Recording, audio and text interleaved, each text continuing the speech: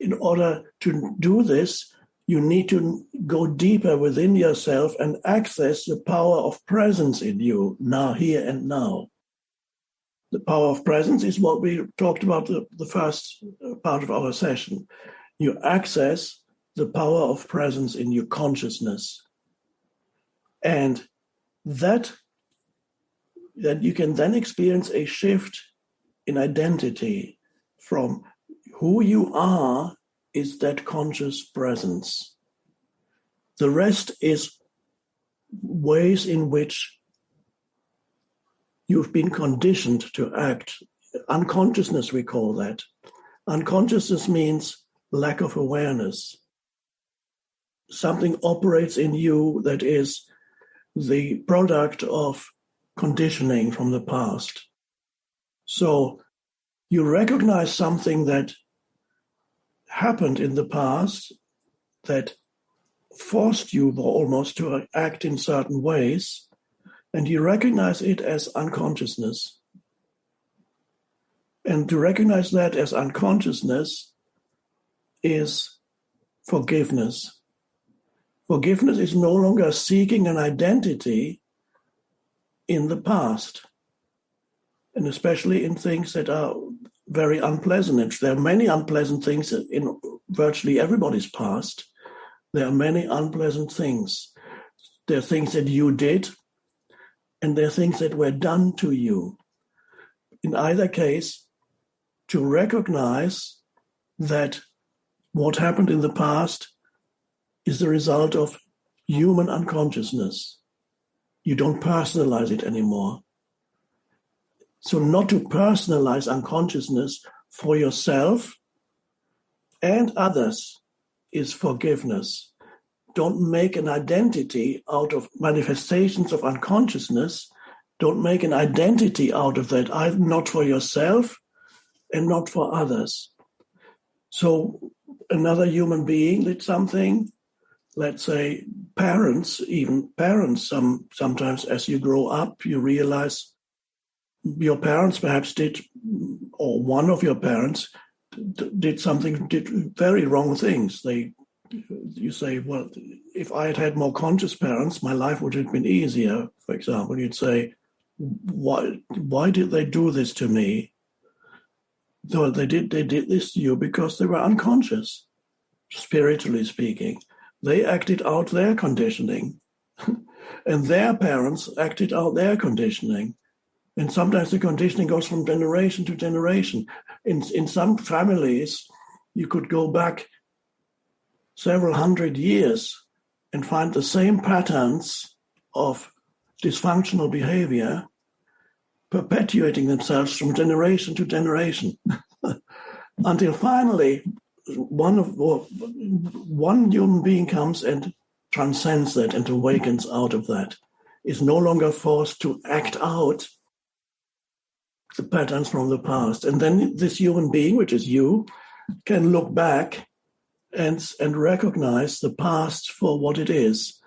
Manifestations of human unconsciousness, manifestations of the present level of human unconsciousness. And you can look at the whole world collectively, look back at the 20th century and especially the first half of the 20th century, the dreadful things that human beings did to each other. Millions killed. You can't even count it. Hundreds of millions humans killing one country against another and within countries. How is that possible? Well, this is a manifestation of the evolution of human consciousness, and it's a slow evolution, and it shows where humans are at collectively. And the 20th century, the first half especially, where there were many regressive periods from, as I said before, in one individual human being, you can have different levels of consciousness at different times. In the collective also, you can have different consciousness at different times, and collectively, this is just a side, societies, countries, any collective sometimes experiences a regressive movement in consciousness when they become, they had reached a certain level of consciousness and then they sink back into a lower level. This is how some countries can perpetuate terrible suffering and do dreadful things to each other, as if they were in the grip of collective psychosis, so unconscious. That happens with totalitarian regimes when they take over a country, for example, as happened in Germany, in Russia, in China during certain periods in the 20th century. Millions got killed. It's the country descending into deeper unconsciousness. And sometimes countries that were already relatively conscious, sank back into deep unconsciousness like a mental illness, psychosis. And we are not free of that. It could happen again. I see signs here and there in the collective that it could be happening again. But that does not mean you have to be part of that. But I'm mentioning this, there's a lot to forgive in this. You have to forgive whole of humanity. When you look back on humanity, if you don't want to hate humanity and say, I don't want to be human, I can see what humans have done. They're all crazy. I'd rather not be human. So you have to forgive the whole of humanity for the awful things. They've also done good things. There are moments. There is an evolution of consciousness, undoubtedly, and there are regressive periods too. So you forgive not only yourself, you forgive your parents, you forgive your ex-spouse, you forgive whatever your siblings may have done, you forgive your neighbor, you forgive the totality of humanity for its craziness, because you recognize we are all part of the evolution of consciousness here on this planet, and you are part of that. And you are evolving from your level of consciousness now. You look back and you see what you did, but was that you? Ultimately, no. It was the conditioned entity that was produced by your past that did that. And instead of deriving your sense of who you are from the movement of unconsciousness, you derive your sense of who you are from the presence that you are now. That is the liberation. And that's true. Forgiveness is realizing that ultimately there's nothing to forgive. There's only human unconsciousness, and there's a gradual awakening in humanity. And on that path to awakening, there are many times when humans regress temporarily, and then they come out of it again. And there's a gradual awakening of consciousness. There was a line in the New Testament by St. Paul, who wrote that all of creation up to the present time is, what word did he use? Is groaning in pain as if in childbirth. It's like the pains of childbirth. He says not only humans, but all creation is undergoing the pains of childbirth. It's a very deep statement because it is what is birthing is a consciousness. And it's a painful process at first. To become more conscious is painful. To be less conscious, like a tree or an animal, is conscious but not. Life is less problematic for a dog than it is for a human. That's why a dog is more joyful than most humans. So consciousness at first is almost a burden, and then as you rise beyond, it frees you. But it's a burden when you are in an intermediate stage, as you were until now, where you become aware of the unconsciousness, but you cannot free yourself from it because you think that's me. And then presence frees you from the past, because that's what it is. It doesn't mean you don't remember the past, but you recognize it for what it is. You can remember it, but you know now what it is. Manifestation of human unconsciousness. Don't look for yourself in it. You are not that. You are the presence. And then, as you go through life, increasingly be more rooted in the presence, then the possibility or the likelihood that you will do more unconscious things that create suffering for yourself and others diminishes and then disappears. When you're conscious, you do not create additional suffering for yourself or others. The world changes in that way when humans no longer create suffering out of unconsciousness. And you are at that stage where the shift can happen. You recognize the past and you look at it like a child breaks a valuable object because he doesn't know any better. So you will look upon this child as with compassion.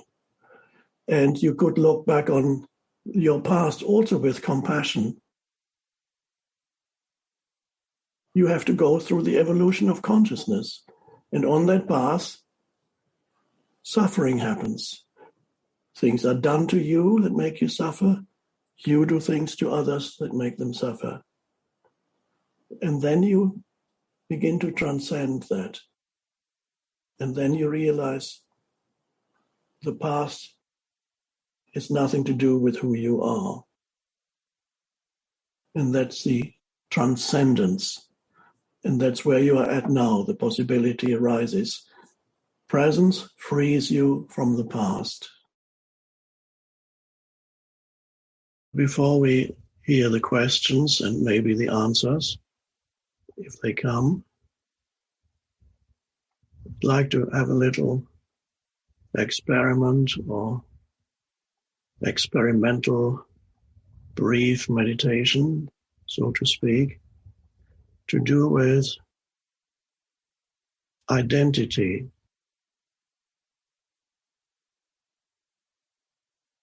Identity is very important for people, to have an identity.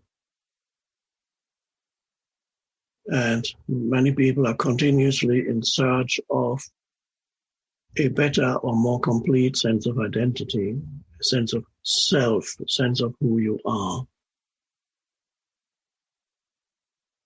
And for many people, or most, unless they awaken spiritually, there always remains a significant area within their sense of identity of dissatisfaction, incompleteness, a sense of something lacking, the sense that I haven't completely arrived yet, wherever that may be, the sense that I am not completely myself yet. That's why people are so afraid to die, because if you have no more time to become who you could be, that's terrible to the sense of identity that is the ego. So identity begins with your body, the physical body, that's me and my body. Then whatever else you incorporate into your sense of self, what becomes imbued with a sense of self, possessions, achievements, and sufferings, memories that are imbued with a sense of self that create eventually a sense of my life, me and my life. You have personal identity, that you identify with things that you own or things that you suffered that were done to you. Then you have an identity is always connected with a thought. Even a possession, it's an external thing or an achievement. Ultimately, it's all experienced as a thought in your mind. Your car, if it's a great car and it enhances your sense of self, if you're at that stage of identity, then It's not ultimately the car that gives you identity, it's the thought of my car that enhances your sense of self, but not in a lasting way.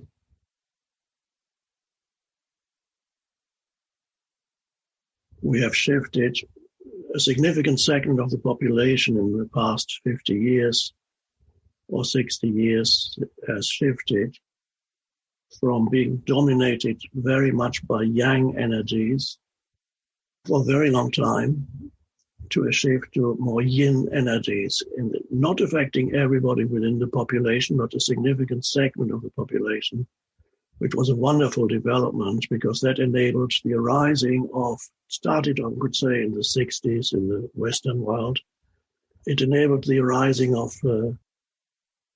deep spirituality. It also was the breakdown of certain rigid yang being masculine, yin, feminine, yang structures that were very rigid. So some were, if not dissolving, they were no longer, many people were no longer identified with those structures.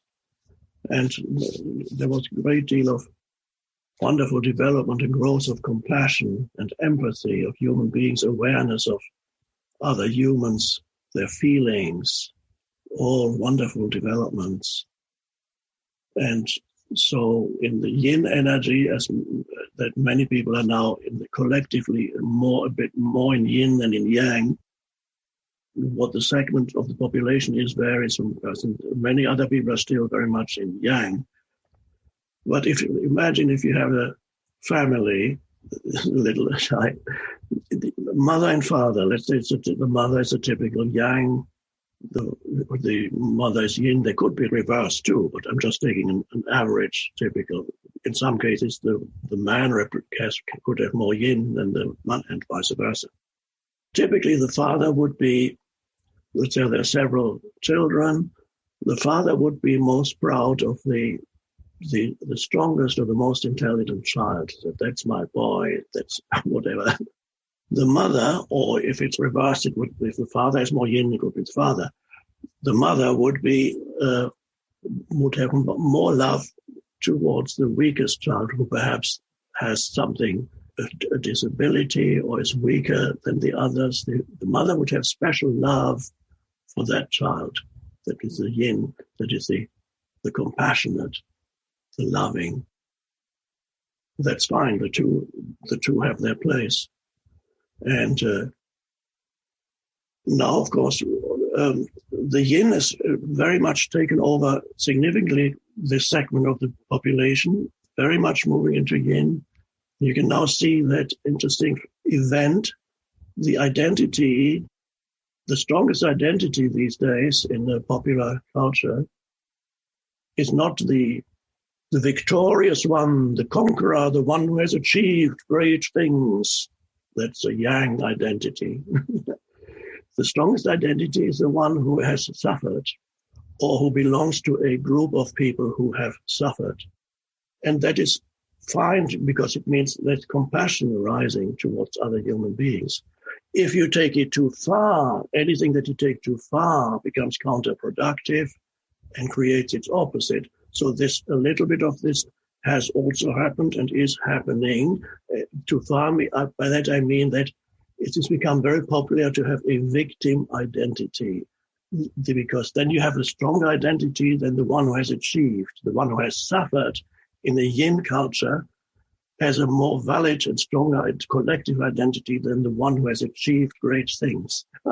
But you have to be careful with that so that you don't fall into that trap, because that can also become a trap to see yourself as a victim or belong to a group of people, or there have been groups of people who have been victims.